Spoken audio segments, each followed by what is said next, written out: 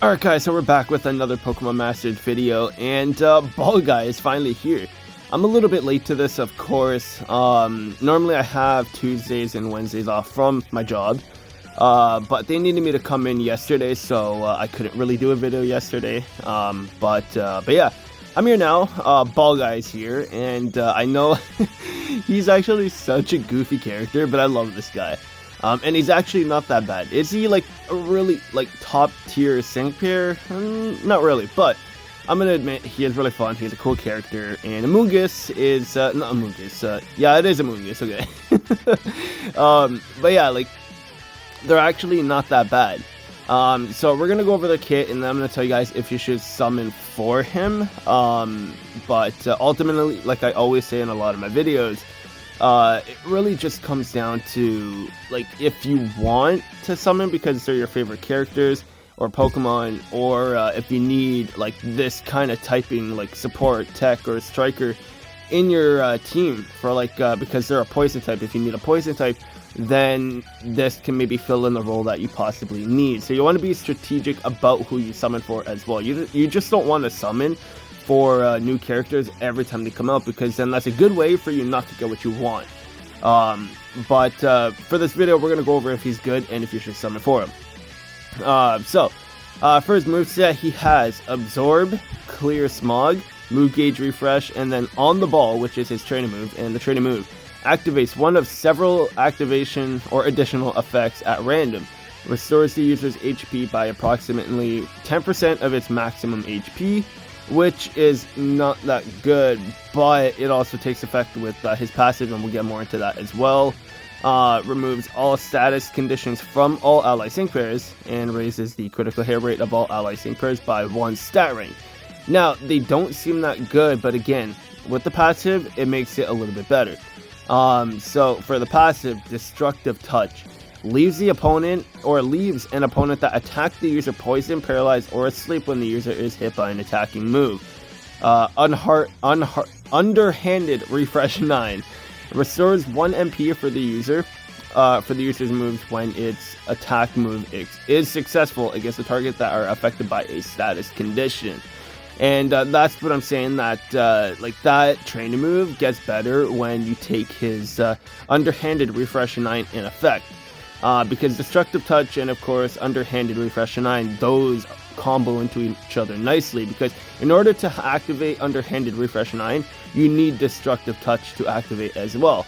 So because you get poisoned, or they get poisoned, paralyzed, or they fall asleep when they attack Amoonguss and Ball Guy, then Underhanded is going to come into play, and then you're going to be able to use your training move again, which is definitely helpful because you can either like restore your HP, or remove the status conditions, or increase the critical hit rate.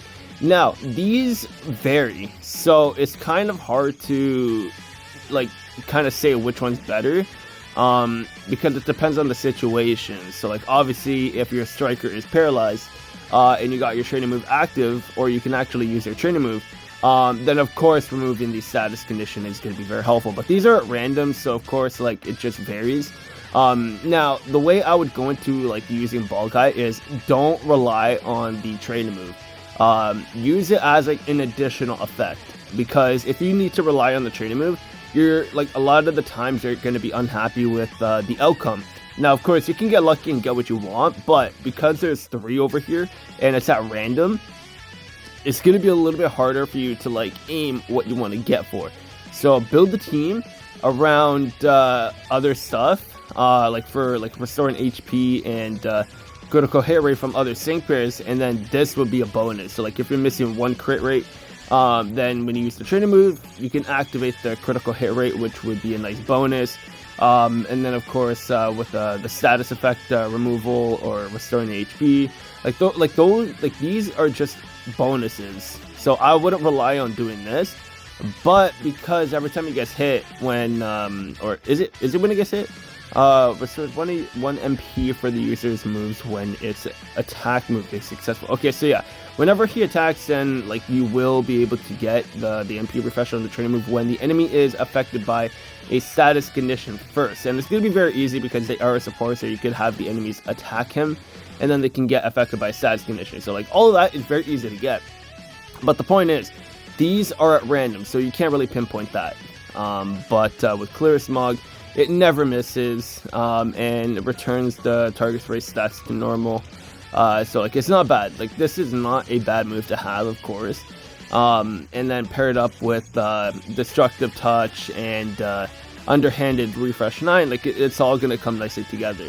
And it is okay. Yeah, it's not an AoE, so yeah, that's fine. And then the last passive is Team Hit Me Up, and raises one of the following stats of all ally sync pairs by 1 stat rank at random when the user is hit by an attacking move. Attack, defense, special attack, special defense, or a speed. And it's not bad. So he kind of has the Mega Blastoise effect, and who else has this kind of ability? They're not coming to mind, but the first one that comes to mind is Mega Blastoise and Signature Blue. And this is a not bad ability to have, but Ball Guy is a heavily RNG based character.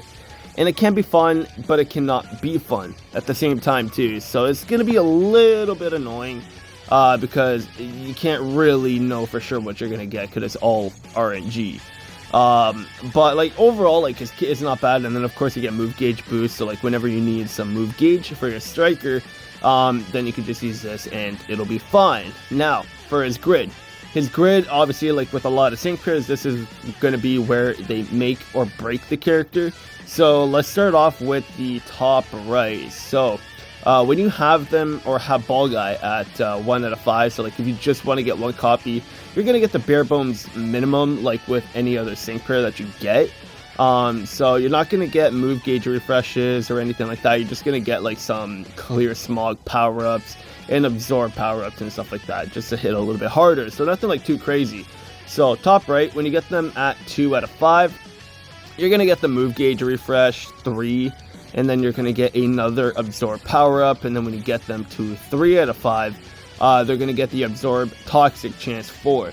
So when you get this tile, when you use Absorb, you have a 50% chance of poisoning the target as well, which is actually pretty good, because you're going to be stealing some HP along with having a 50% chance of poisoning the enemy, which is definitely going to be very good.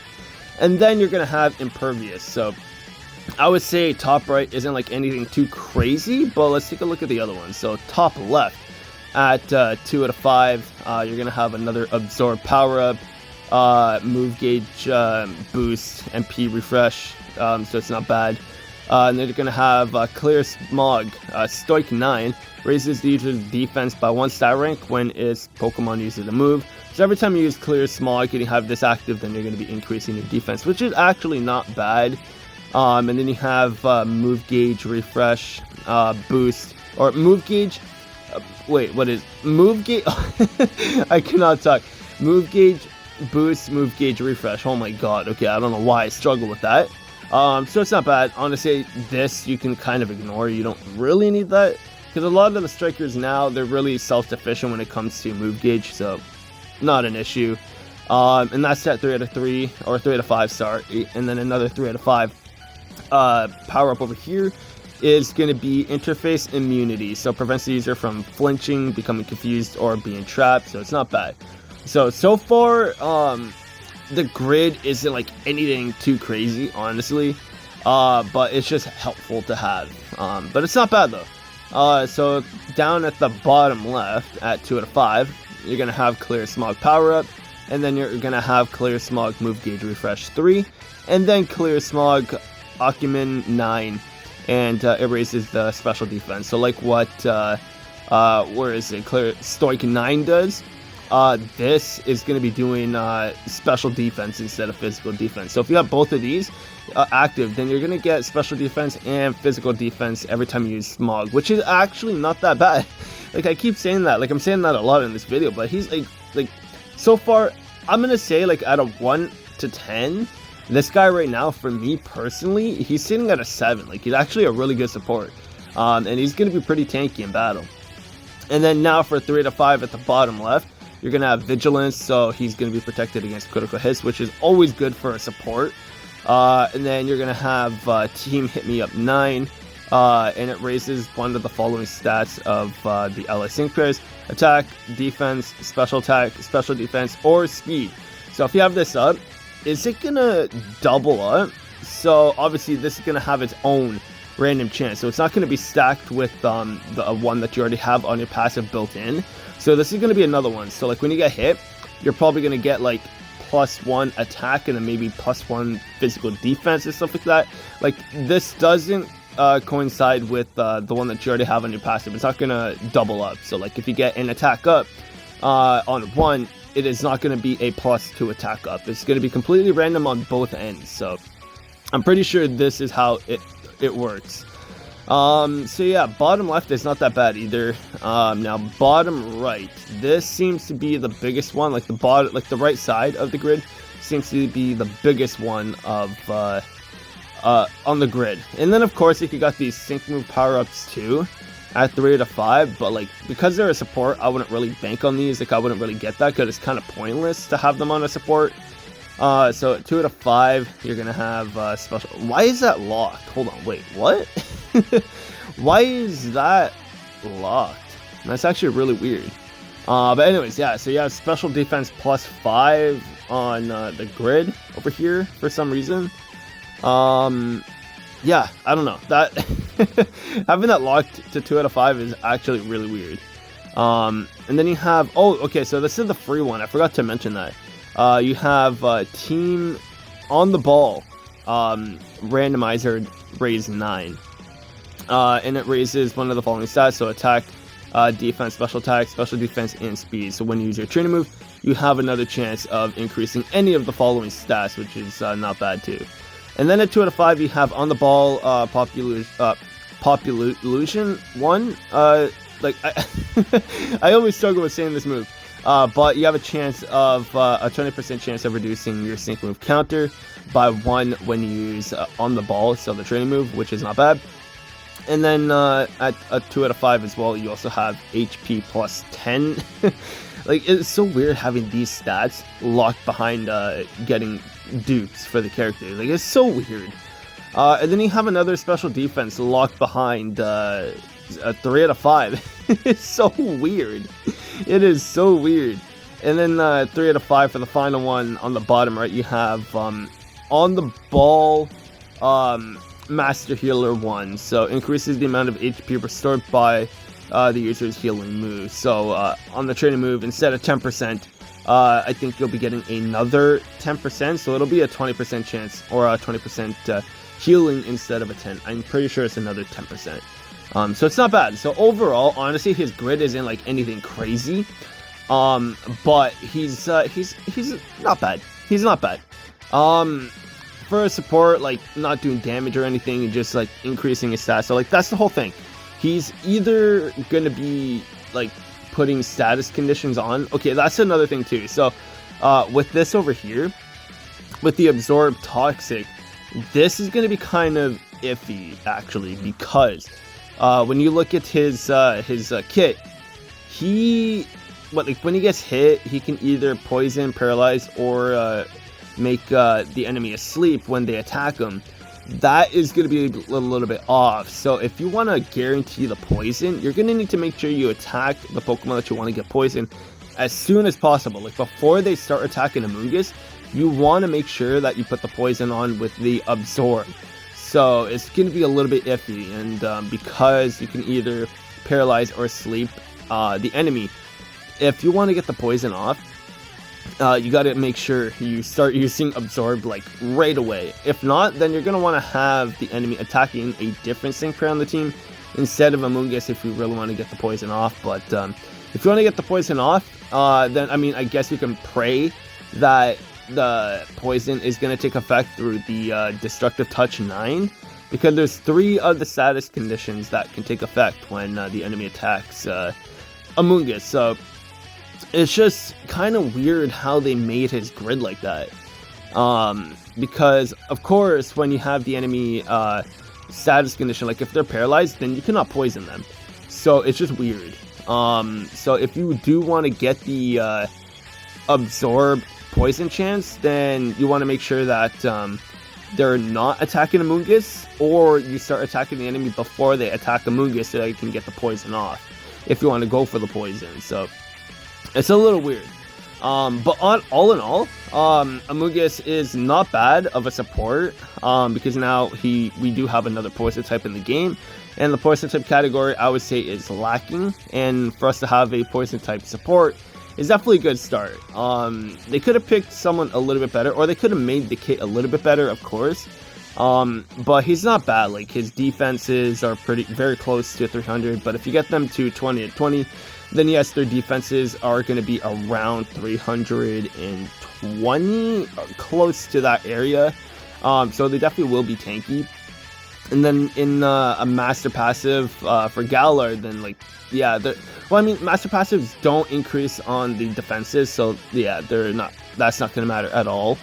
But when you have someone on the team that can like have a barrier up or a reflect that can help with like the defenses for Amoonguss as well, then they're going to be a lot more tankier too, of course.